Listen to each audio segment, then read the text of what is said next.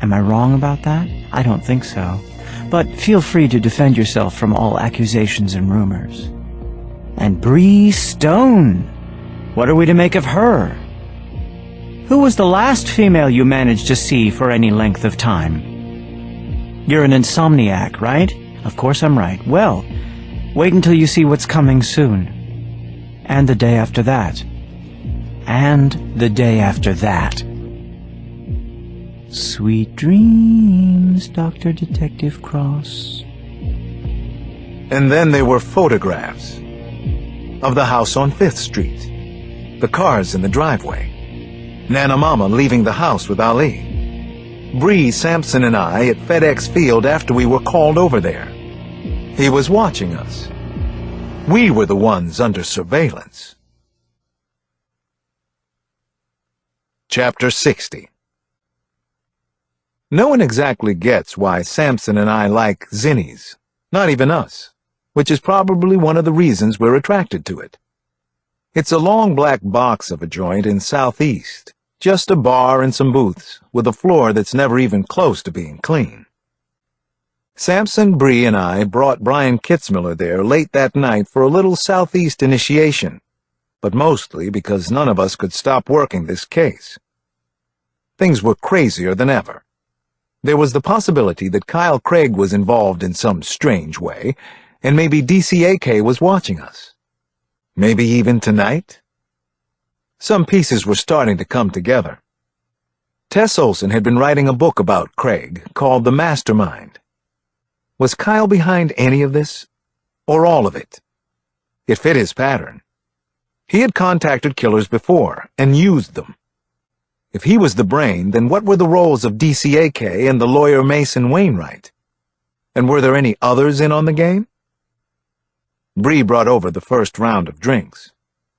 "This one's on me, guys. Thanks for everything so far. I owe you. You especially," she said, and kissed the side of my head.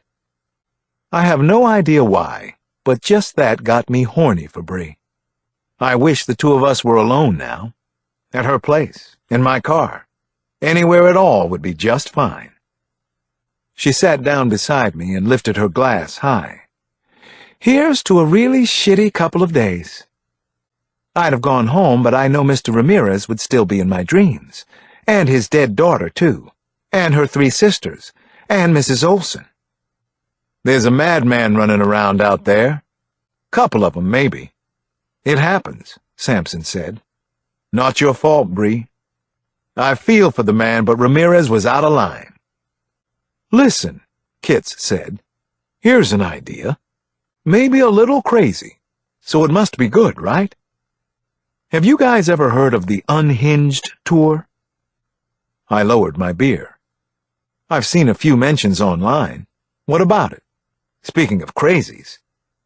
"It's one of the touring shows about serial killers.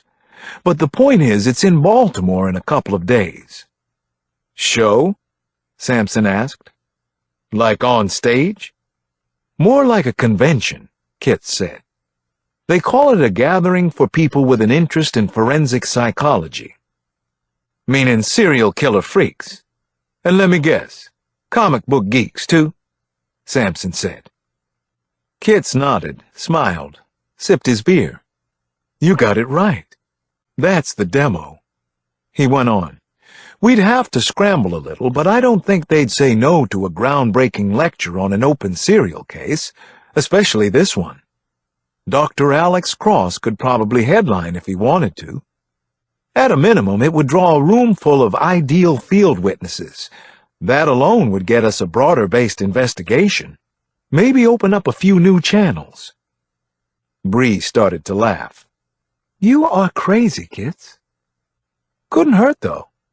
And if we're lucky, really fortunate, we'll draw in DCAK himself," Bree said. "He says he likes to watch us, after all." Kitz nodded, then grinned mischievously. "Who the hell knows how his mind works? Something like this could be irresistible to someone like him, or his copycat. So what do you say?" We looked at one another, trying to think of a good reason why we shouldn't go ahead with Kitz's idea. This isn't really a cyber thing, is it? Bree finally said. How do you know so much? Oh, you know. Word gets around. Kit sounded almost breezy. Samson's face lit up. He slapped the bar and pointed at Kitzmiller. You go to these freaky things, don't you? On your own time. No, no. Kitz picked up his drink again, then added quietly, Not anymore. The three of us started to laugh, which was a good thing, real good, a necessary release. Bree leaned into him and purred, Oh, Kitsy, you're a full-blown geek, aren't you? And he cleans up so nice, I said. What about you guys? Kitz asked. Anyone remind you lately what you do for a living? Just because you don't go to the public shows doesn't mean you aren't cut from the same cloth as the people who do. We gave him about 5 seconds of respectful silence before we laughed in his face again. But then I added, Folks, I do believe we have an op to run. But not tonight, Bree said, hooking her arm into mine, then escorting me out of Zinni's. All this freaking talk, she whispered to me, it's got me going. Besides, like I said, I owe you. And I plan to collect. With interest, I hope. We lasted all the way over to her place, but just barely, and not to the bedroom. Chapter 61. Incoming. Again. I got the shock of my relatively new private practice life early the next morning, and I hadn't even made it to my first appointment before it happened. An earlier cancellation had me at the office a little later than usual, just after 7:30, sipping coffee from Starbucks as I came in through the front door, still thinking about Bree and last night, and what I hoped would be many nights to come. I'd be starting my sessions with Sandy Quinlan at 8, then the Desert Storm vet Anthony DeMeo, followed by Pentagon worker Tanya Pitts, who was having recurring suicidal thoughts and who needed to see me 5 days a week, maybe 7, but could only afford 1, so I comped her an extra session each week. As I turned into the waiting area from the outside hallway, I was surprised to see that Sandy Quinlan was already there. So was Anthony.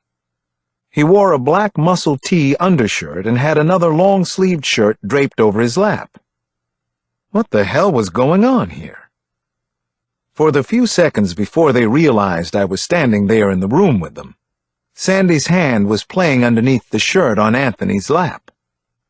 She was giving him a hand job in the waiting room. Hey! I interrupted the action. Hey, hey! That's enough of that. What do you think you're doing? Oh, my God! Sandy jumped up and shielded her eyes with both hands. I'm so sorry. I'm so embarrassed. I have to go. I have to go now, Dr. Cross. No. Just stay right there, I told her. You too, Anthony.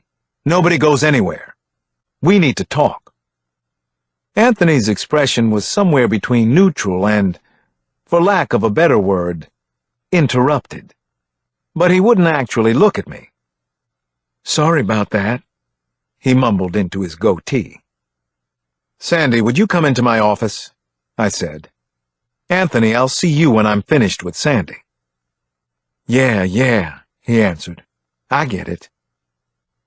Once I had her in my office, it took a while for the two of us to recover somewhat. Sandy, I don't even know what to say to you, I finally said. You knew I'd come in and catch the two of you, didn't you? I know. Of course. I'm so sorry, Dr. Cross.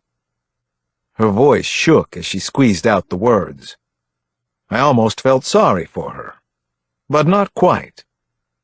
Why do you think that happened in there? I continued. It's not like you, is it? It is totally unlike me. Sandy rolled her eyes at herself. I know how this will sound, Dr. Cross, but he's cute. I told you I was sexually frustrated. Oh, God. Her eyes welled up. I am such an idiot. This is my pattern. Acting out for attention. Here we go again. I decided to try another tack, and got up to top off my coffee from the second cup in my bag. Let me ask you this. What was in it for you? In it? Sandy asked. I think I know what Anthony was getting out of what was happening. I sat down again. What were you getting? Sandy lowered her eyes and looked away, all at the same time. Maybe the question was too intimate for her. It was kind of interesting that she could give Anthony a hand job in the waiting room, but was embarrassed to talk about it now. You don't have to answer the question, but you also don't have to be embarrassed, I told her. No, she said. It's fine. I'll talk. It's just that you've given me something to think about. It seems so obvious when you say it, but I guess I hadn't thought about it that way. She sat up a little straighter and actually smiled at me. Strange, I thought. Not very much like the Sandy I knew. My larger concern was about where things would go from here with the two of them. I had the feeling that Sandy and Anthony were all wrong for each other, but that didn't mean I could stop something from happening. 8:10 in the morning, and already it was a bad day. Which got a little worse at 9. Anthony wasn't in the waiting room. He'd bolted on me. And I wondered if I'd ever see him again. Chapter 62. At a little past 9, Sandy Quinlan and Anthony DeMeo met at a coffee shop on 6th. The rendezvous had been arranged earlier. They had known that Dr. Cross was going to catch them because they had planned the whole thing. Anthony had a latte and a sweet roll as he waited for Sandy, who licked at the whipped cream topping before she spoke. "He didn't even offer me any of his," she said, and frowned.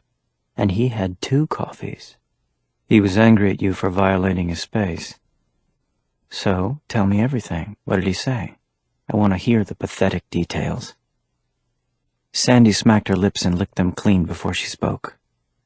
"Well, as he always is, Dr. Cross was very empathetic, maybe even sympathetic. To me, not to you, you cad. And honest, I guess you'd call it. He finally admitted that he has a huge crush on me. Who wouldn't? But here's the real surprise. He wants to suck your cock." They both laughed and sipped their steaming drinks, then laughed some more. Finally, Anthony leaned in close to Sandy. "He's not alone on that, is he? Hey, you think he has any idea what we're up to? What this whole thing is about?" Sandy shook her head. "Not a clue. I'm quite sure of it." "You are? And that's because?" "We're way too good at what we do. We're just such brilliant actors, you and I. Of course, you already know that. And I know that. Plus, the script is fabulous." Anthony smiled. "We are very good, aren't we? We could fool just about anyone. Make them believe anything we wanted to. Watch this." Sandy got up and sat on Anthony's lap, facing him. The two of them began to make out, to kiss with their tongues deep in each other's mouth. Their hands wandered all over, and then Sandy began to grind her pelvis against Anthony. "Get a room," said a serious-looking middle-aged woman using a computer a couple of tables away. "Please, I don't need this in the morning." "I agree," volunteered someone else. "Grow up and act your ages, for God's sake." Sandy whispered in Anthony's ear. "See? They think we're still lovers." Then she stood and pulled Anthony up too. "Don't any of you sweat it," she said in a loud voice. "For God's sake, he's my brother." They were still laughing when they got outside the coffee shop. "That was great. So much fun." Sandy howled and did a little victory dance, and she waved at the people inside who were still watching through the windows. "It was a hoot," Anthony agreed. Then he got more serious. "I got a message from Kyle Craig. He says he can't wait to meet DCAK." "Well," said Sandy, I can't wait to meet the master of disaster. They both laughed at that one, then shared another